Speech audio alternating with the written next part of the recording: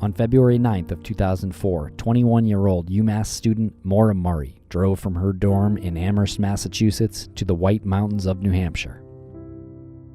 At approximately 7:27 p.m., Maura spun out her 1996 Saturn on a hairpin turn on Route 112 in North Haverhill. There has never been a credible sighting of Maura since. Maura is 5 foot 7 inches tall. She weighs 120 pounds, and she has brown hair and hazel eyes.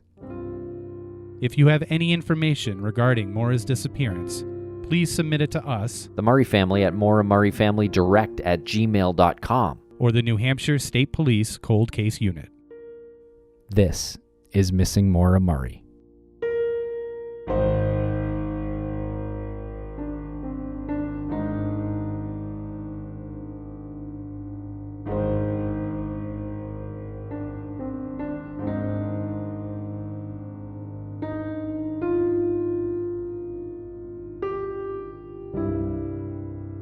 Welcome back to Missing Maura Murray. I'm Tim here today with Lance. Lance, how are you today?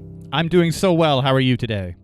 I'm doing great. It's a Monday, and we are releasing a 2-part episode here today at the top of the week, Monday, and tomorrow, Tuesday, will be part 2 of this interview with the Prosecutors Podcast. Brett and Alice have thrown their hat into the ring, and they've even covered the Maura Murray case. And so now we have them on to talk about Maura. Yeah, it was such a breath of fresh air to have Brett and Alice on. Actually, it was such a breath of fresh air to see that two people could do something like this. They come from a professional background. They're both lawyers, and they dive right into the Maura Murray case, and they rose to the top of the conversations that were going on over the past few weeks, and they really brought a level-headedness to it that was very eye-opening for us, because we have been covering cases through private investigations for the missing. We've been using the Maura Murray feed to raise awareness for those cases. While we'll still do that, I think along the way, we were not so much in the vehicle that's driving Maura's case, and it got away from us a little bit. I feel like we owe it to the community out there to provide the most responsible commentary on the case. I mean, that's what we started doing this years ago for, and it was really amazing to see Brett and Alice come forward, and we reached out to them right away because we recognized what was so important about them, why they were so important, and it was really fun to talk to them. And this interview was probably one of my favorites that we've done so far that's not directly related to a breaking news event in the case. Yeah, I agree. It's really great, and they kind of bring a vibe of, it's safe. It's safe to talk about the Maura Murray case again. It feels okay to talk about it again, where it kind of felt like everything we said was going to get us in trouble there for a little while. And so, yeah, and it kind of led to a sort of a weirdness. But now we're back. And we're happy to be able to sort of talk freely about the case and to talk with such professionals like Brett and Alice. Harvard and Yale law? What are we doing here, Lance? I don't know. My computer almost broke. But the Zoom meeting almost shut down because we've had smart people on, but only one at a time. And when Brett said that he was a Harvard graduate, and then Alice was going into her background and she said a Yale graduate, it was for some reason I got dizzy. I started sweating. But no, seriously, they're totally down to earth. They do not use that as a way to say they're smarter than you. They'll actually go out of their way to say, hey, we're learning just along the way. We're learning just the way you all are learning, and they're not trying to say anything's right or wrong. They just want to provide some responsible commentary. And there was a time when I joked about this case being like riding an insane horse to a burning stable. And it was a funny joke, I feel like, at the time, but this is not like that anymore. And they've made that more apparent in my eyes, that it's time to jump off that burning horse and get into that vehicle that is going down these paths. A safe vehicle. Like you said, it's safe to talk about the case now. It's safe to guide the people who are doing their own independent research. It feels safer now. And Lance, this Thursday night, we are talking Maura Murray on our Get Vocal live show. It's 9 p.m. Eastern on Get Vocal. There is a link in the show notes. We have invited Brett and Alice. Hopefully they can both join us. Everyone is invited. We do these weekly shows for Crawl Space, and just maybe a month ago, we did one on Maura Murray, and this will be the next one. So we will use this audio on the podcast as soon as we can. And so please join. Bring your questions. Hopefully these episodes, this 2-part episode, will really, make people arrive with questions in tow. Exactly. Good way to put it. Yeah. Listen to this episode. Know that you can directly interact with them on Get Vocal and provide your questions. While you don't have to jump on the screens for Get Vocal, there's the message board on the side, and we monitor that pretty much nonstop. And we also have people who are in there that'll text us if we miss something. So if you have a question, just know 99% of the time we will acknowledge that question and we will ask the guests for you. So we will ask Alice and Brett anything. If you're in that chat room and you want to ask them a question about the case or about their background too, I mean, feel free. They seem to be pretty open people, and anything that they don't want to answer, they probably won't. But if you don't want to interact, you can also watch it on Twitter, YouTube, and Facebook. But the best way to contribute to this is right through the Get Vocal website. That's right. It's going to be a great time. And yeah, more Murray coverage is coming. So thank you very much. Please email us at missingmauramurray@gmail.com if you've got any ideas, any thoughts, any directions, any theories. If you've got any official tips, please send those to the New Hampshire State Police. There are links to everything in the show notes. And also Maura Murray's Blue Ribbon campaign. Make sure to visit the Murray family website and sign the petition to keep Maura's blue ribbon at the spot where she disappeared. And when you are considering whether or not to sign that, I would say to think about how little information there has been regarding Maura Murray. There's been absolutely no sightings that have led to any sort of resolution. There's been no clues. There's nothing of Maura's that exists other than what was left in the car and what she left at her dorm. There's no physical evidence of Maura pretty much anywhere at this time, and that's part of why we're talking about all this, is to maybe someone knows something and they can bring that to light. But in the meantime, all the family has is this one tangible thing that they tie onto the tree where Maura went missing, and that is more important to them than I think any of us know. That they can go somewhere, see something tangible, and have some good memories about Maura.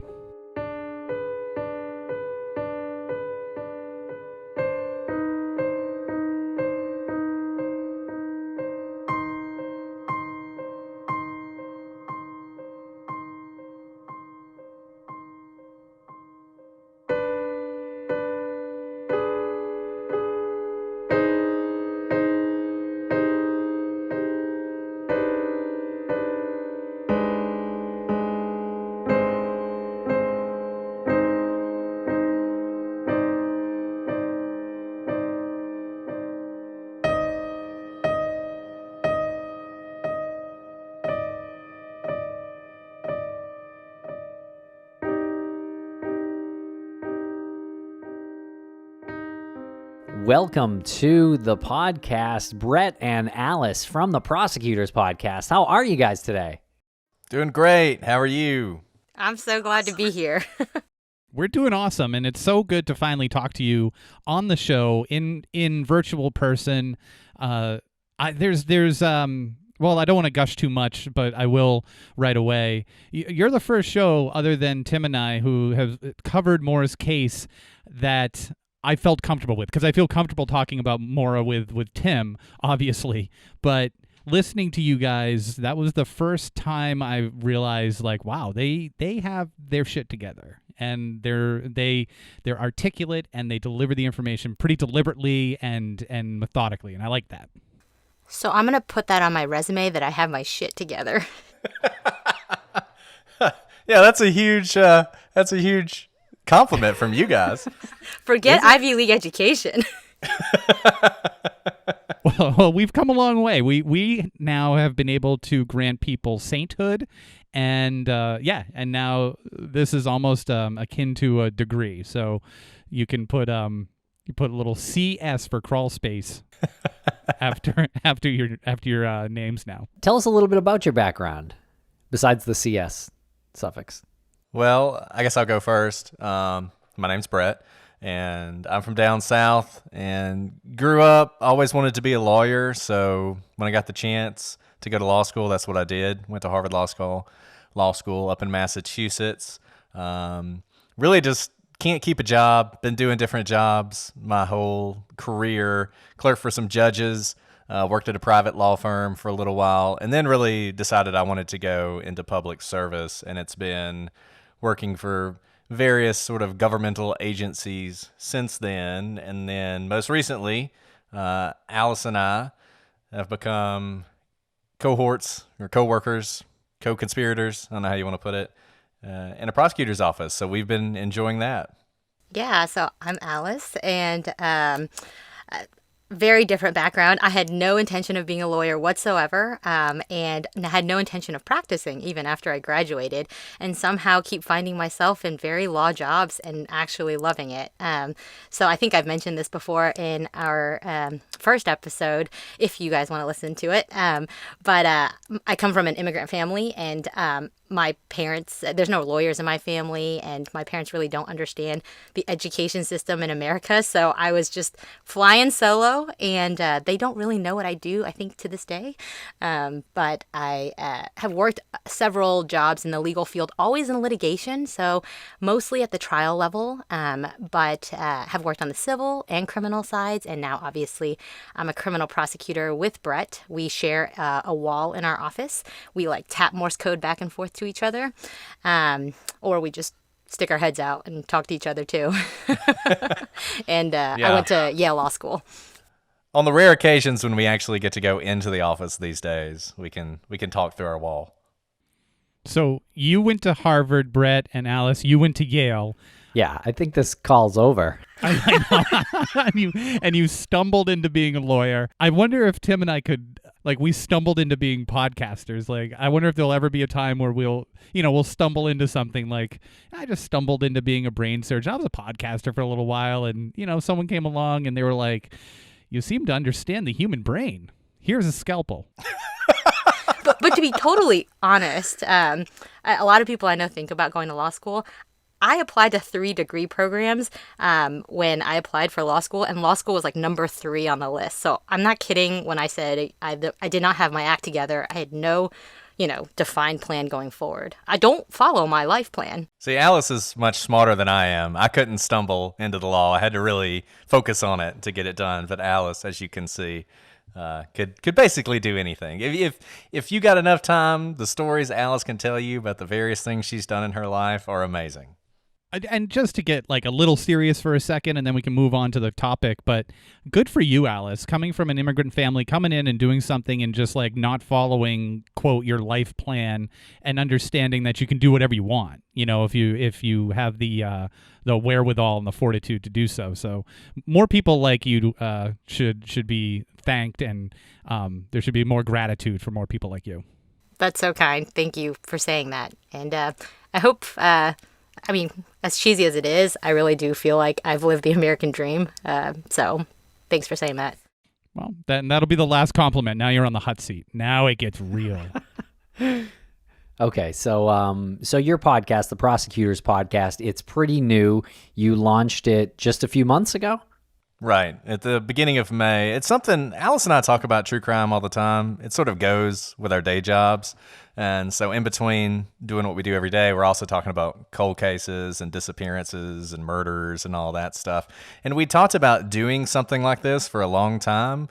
And then when the quarantine hit and everybody was kind of locked in their houses, we thought, hey, this is as good a time as any to finally do that thing we've been talking about.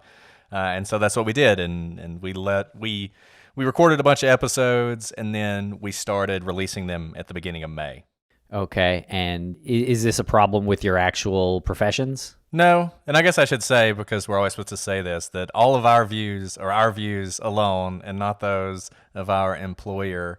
And basically, the way we've done this is we are staying far, far, far, far away from any cases that might even remotely touch upon what we do. And then we essentially do this, at night during our free time. That can be a challenge at times when we don't have any free time. Last night we were recording an episode and we were both completely loopy because we'd been working all day. But I think that actually kind of adds to the fun of it. That we're loopy when we're recording. And for any lawyers out there, we're completely by the book people. We seek legal ethics opinions before we embark on any adventure. There's lots of regulations and statutes about what you can and cannot do ethically. And as boring as that is, we, really abide by them because we care about our day jobs because it's what puts food on the table. Right.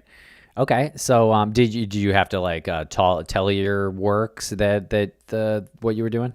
Right. We basically had to get approval, make sure they were okay with it. I mean, you know how it is. And you see this a lot in true crime. You may notice that in most documentaries or any kind of reflection on the legal system, you hear a lot from defense attorneys and not a lot from prosecutors. And I think that's just sort of an ingrained thing that prosecutors don't talk to the media. They don't do things like this, and I get that. But I actually think it's really valuable to have people hear the perspective of those of us on this side of things, just so they understand how the system works, and maybe it's not always the way that defense attorneys say it does. Yeah, it's a good point. We do have many defense attorneys. We have a lot of people who are more in that camp. So to have the prosecutor side of the story is very important, so you can get the balance of the whole thing. Also, very interesting that the two of you work together and then you podcast together. Do you ever just get sick of each other? Are you just oh? I don't have any other friends but Brett. He's actually my only friend, so it's great. I get to spend all my free time with my friend. That's great. I like to think we can relate, but I don't know. Lance asked the question, so. Well, our relationship is so unique. I didn't know if I just want to get the a gauge. I want to know if it's normal or not. I mean, to be totally honest, I think people on Reddit are like, you guys talk about your kids too much. But in all honesty, anyone who has kids, I don't think you have adult friends. And so the fact I have one and his name is Brett's pretty cool for me. And maybe when we start working together all the time and have to see Alice every day, I'll start to get a little sick of her. But for now, I am not sick of her at all. Well, great. Welcome to the party. We appreciate your presence in the crime podcast community, and especially Maura Murray's community, because I think you did some really valuable episodes. And we spoke to you a couple weeks ago, Brett, on our Get Vocal live show. And that was great fun, too. And I think the response to that and your presence there was great. So, I guess let's dive into the topic of Maura Murray. Sounds great. Let's do it. Right. So you guys are new. The two of you are new to this podcasting genre, this universe. And you decided to very early on dip your toe into the Maura Murray case in the community. What was it about the case that got you started on that? And what was your reaction when you saw result of your content? Well, I think we did that case so early for the same reason that everybody talks about it online. We became sort of obsessed with it. I've been following this case. I've been following your podcast, been listening to your podcast. This is so surreal to be talking to you guys. Because I've been, since you got started, and read James Renner's book and listened to all of Aaron Larkin's podcast. Really kind of just wherever I could get information on this case, something I was looking into. And so when we decided to do this, we were always going to do Maura Murray at some point, and it probably would have been better to wait a little while and sort of understand what we were doing before we dove into the deep end. But we decided just to go for it. And I will say, the reaction was incredible. I was stunned that so many people were so supportive and reached out. I mean, we talked about, and you guys well know, there are occasionally issues in the community and people don't always get along. But for us, at least, everybody was so helpful and supportive, and we couldn't believe how many people we heard from. We couldn't believe that basically everybody involved in this reached out. And I think people don't appreciate this in the community, how strong it is and how valuable that is. We just did an episode on Brian Schaefer, which is another really mysterious case. And I told somebody that that's actually involved in this case, that if the people following Maura Murray were following Brian Schaefer, there would be like a diagram of that bar with every exit marked and a paragraph on every single door and whether or not it was covered by a camera and what the camera saw. But you don't have that in that case. And it's because you don't have people like you guys and people that we see on Reddit and Twitter and James Renner and all the rest really digging into it. So I think it's a unique community, and I don't know. I hope we find out what happened to Maura Murray one day, but I think if we do, it will be because of the community and the passion that exists there. Yeah, I have to say, oftentimes I can't make it through many of the true crime podcasts or documentaries about whatever case you want to talk about because I get frustrated with all of the conspiracy theories and fighting about seemingly insignificant facts. And I thought, you know what, if we're going to dive into this podcast world, let's address those head on. It's fun to talk about conspiracy theories, but it doesn't actually move the ball forward in what we hope to accomplish, which is shed new light that is helpful in ultimately solving cases like Maura's. I think we actually recorded Maura's episodes before we released any episodes. So we had no idea anyone would listen to our podcasts at all. So it was not an attention grab or anything like that. We just thought this is such an important case and has so many people weighing in. Oftentimes we felt like we're fixating on parts that were not helpful necessarily for moving the case forward. You all excluded, of course, but so that's why we delved into it. We just really were interested in it. Great. Yeah, I really like how you guys build upon what's out there. Like you guys talk to people and even respond to things that came in on Twitter as a response to your episodes. And I think that's great. And, I think you guys helped inspire us to want to do more coverage too, because I think we kind of got into a place where it's just easier sometimes to do other cases for us because it doesn't come with the same headache. But I think seeing the response and the community out there and the positivity, I think we kind of have no choice but to be a little more active and kind of take that role back a little bit as far as producing more. Well, that's really nice of you to say because we need you guys out there. Well, you know what? That kind of goes back to what I was saying at the beginning of this, which is Tim and I kind of got lost in the muck a little bit. We got stuck in the mud a little bit of all of this. Simultaneously, we had the opportunity to cover other cases through private investigations for the missing Bruce Maitland's nonprofit. So we get so many cases that are emailed to PIs for the missing, and we have a really solid team that vets them, and then they'll send us information, and they'll say, do you want to have this, feature this case, have this person on? And we're in a very fortunate position to have people working with us on that and able to reach out to family members and private investigators, law enforcement, journalists. So we were able to use the popular platform that the show's on to spread the word and raise awareness for other missing people. So we had an alternative, which was really fortunate. But at the same time, there was this incredible, just like I think about last year at this time, and then 6 months before then, and then 6 months before then, and even 6 months ago, that there was always the could it get any crazier moments that we would have. Like, could this get any crazier? Did you ever think that Tom Arnold would be weighing in on Twitter about something that James Renner said, and we're like, nope, it can't get any crazier. And then you wait like 2 months and it gets crazier. And really, it got to that fever pitch like a month ago.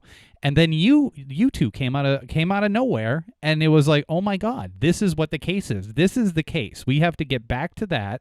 We have to start talking about these things. Tim texted me today, and he was just like, we have to just. It was a great metaphor. I love metaphors. And he said, we're going down one path that's leading to a dead end. We have to back up, and we have to look at the paths again. We have to figure out what's the next path to go down and explore these things. And the paths are the details of the case, not the garbage that's out there. It's the details of the case. And if you know anything about cold cases and how they're dealt with by police officers, they often do exactly that. So they've had one guy who's been on the case for a really long time and he knows the case really well, but he's kind of run up against a wall, right? So then they bring in a new guy, and that guy starts from the very beginning, and he goes through the case all over again from the very beginning with a fresh look and without the same sort of preconceived notions. And if you do that enough times, every person who looks at it is going to see something a little bit different.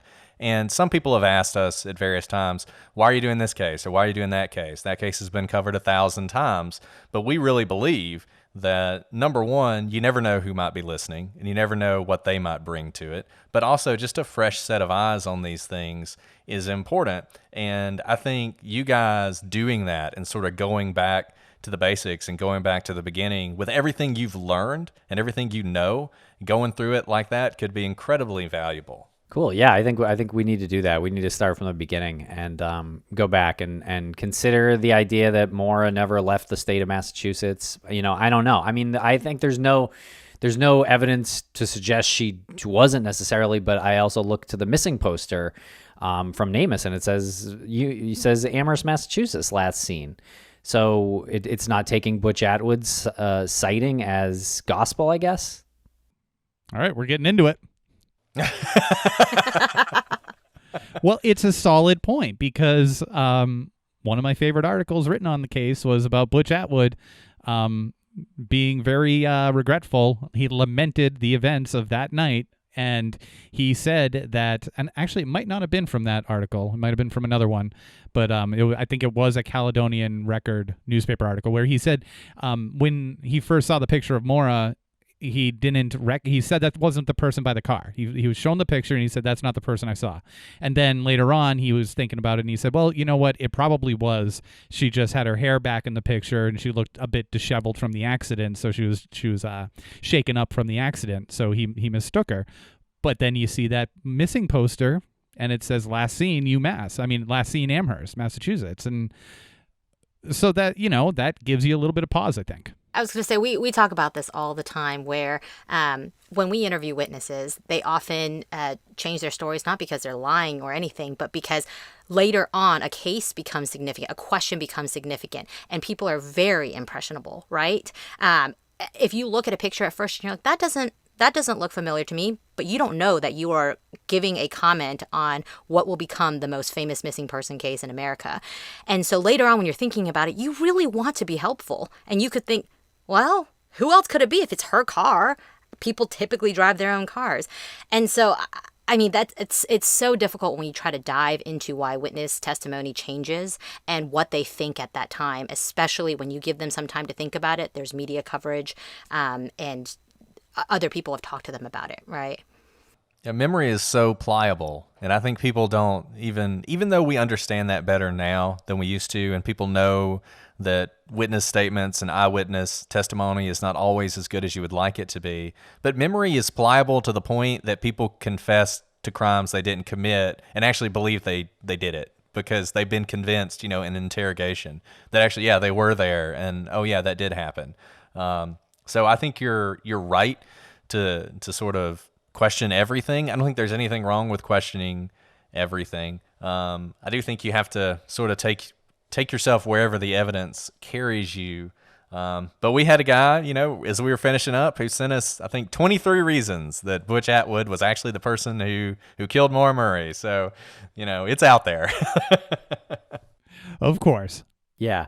And yeah, I think these early articles are something interesting to revisit too, and that's something that's on our docket, something to go over. And Brett, I noticed on Twitter, I think it's you that runs the Twitter account, who said that you kind of have to sometimes take those early articles with a grain of salt because, as we know, journalism isn't always 100% spot on, and there are often errors that are made, sometimes little ones in the articles, but when you look at a lot of articles and there's a little difference here and there, it starts to seem like a bigger deal maybe. Yeah, and I think there's two sides to that coin. On the one hand, the first statement you get is often the one that's most accurate in some ways, right? Because it's closest in time.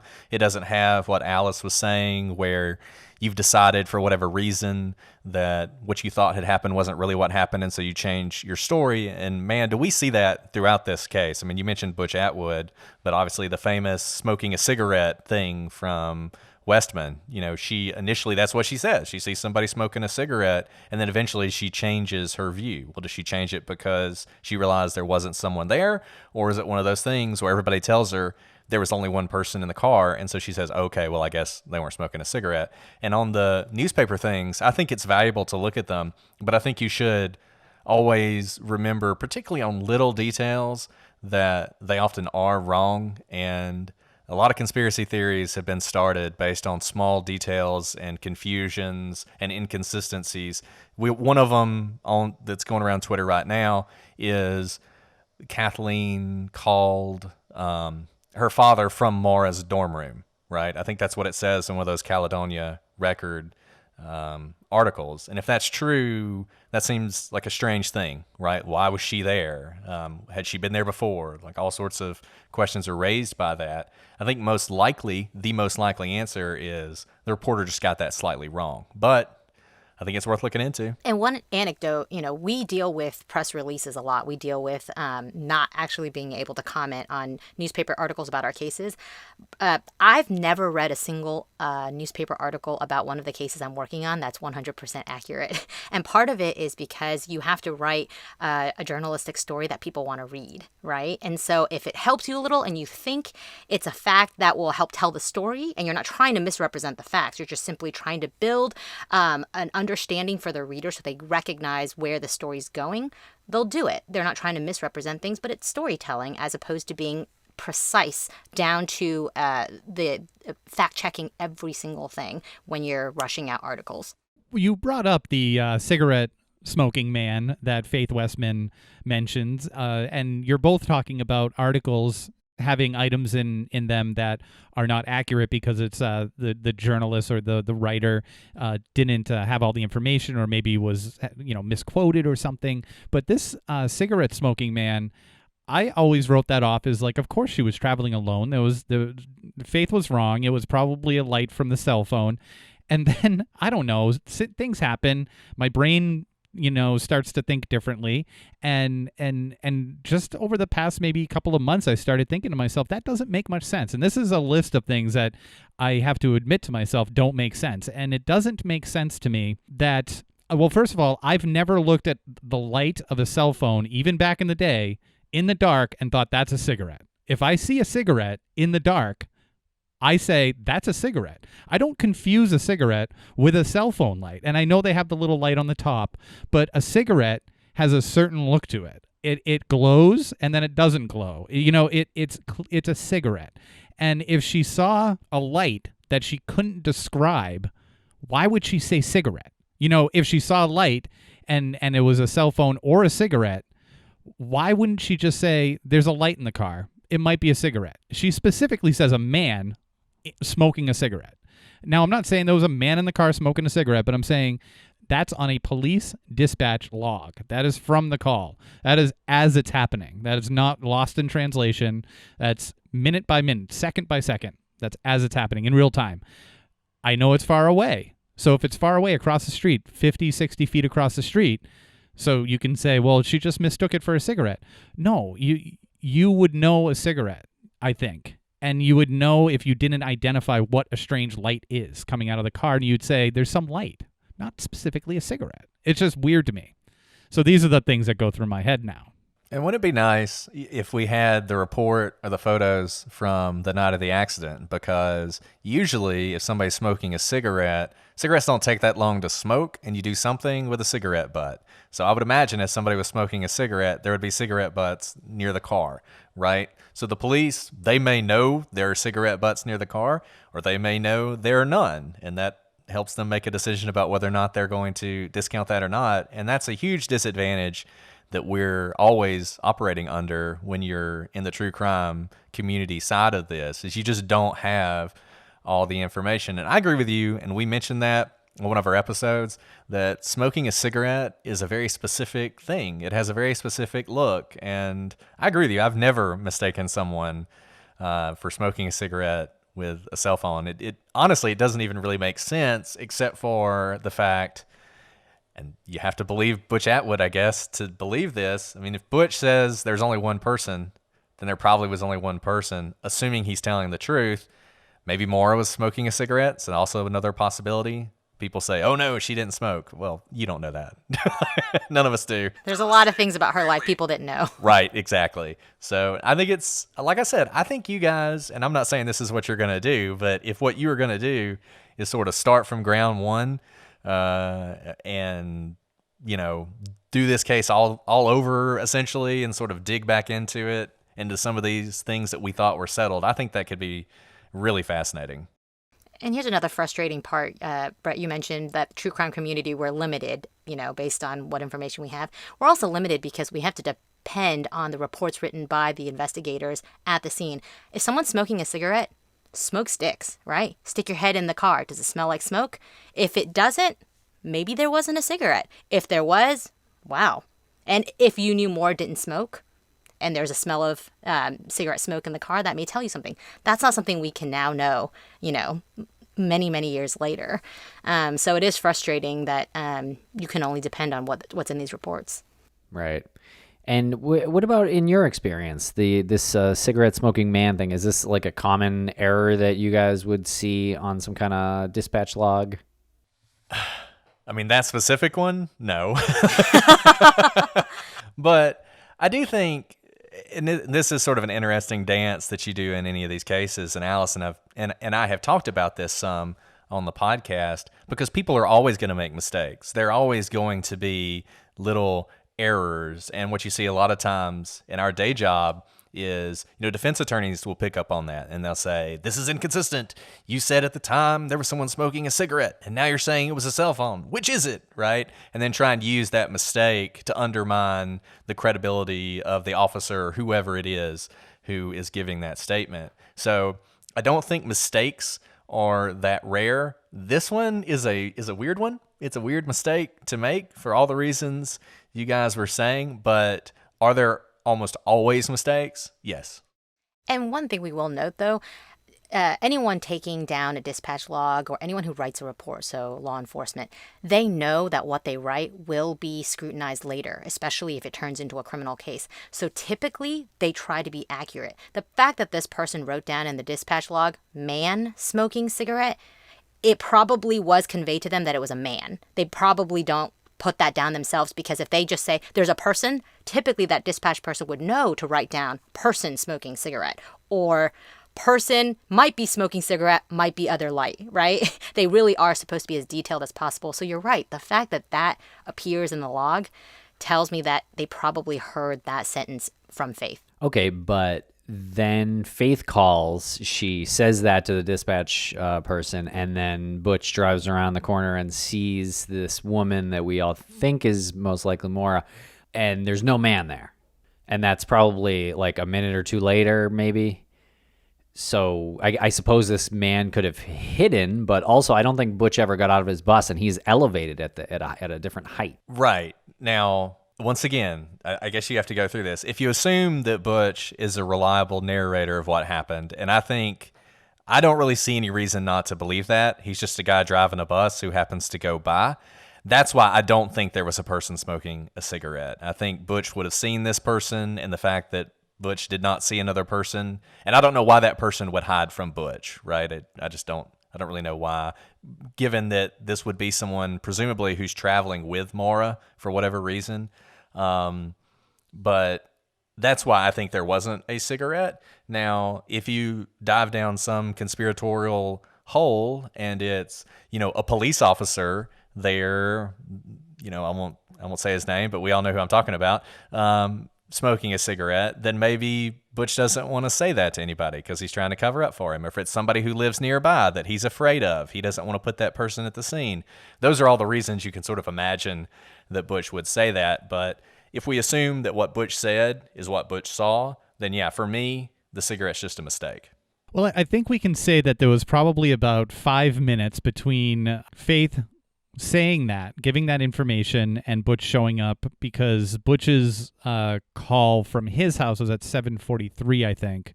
So you have to take into account some time that he had at her vehicle, maybe a couple of minutes. So I'm just being devil's advocate. It could be possible that there was a man in there and Maura says, you got to get out of here now. Or there was a man in there and they were traveling in tandem with another car, and he gets out to maybe wave that car down before they come to the scene, just to let them know that Maura skidded off the road or something. So there could have been time where he could have hustled out of there. I believe Butch was coming from the opposite direction. I believe he was coming from like the French Pond Road direction, and that was where her car was facing, I believe, because her car had turned the other way, right? Old Peters Road, yeah, it was kind of facing that. Right, facing Old Peters Road, facing the weathered barn. So the passenger door would have been what Faith was looking at. So Faith would have probably never seen Maura right away because it's dark and, the airbags had deployed and she would have to be looking through the car. So Butch would have seen her from through the passenger window or over the top. So it was Maura at the scene, but it doesn't take away the fact that there is still so much mystery regarding what the heck happened in Massachusetts. No, you're right. And that's always been the thing that interested me the most, just because I've always believed that, yes, it is Maura, that she left of her own volition, that she got into that car wreck, and that she then fled the scene, either on foot or she waved down a car and not a tandem driver, just a random car, and got in and went away. And I think to understand why she did that, you have to know what it was that happened that weekend that would lead her to basically just sort of abandon everything and head to New Hampshire.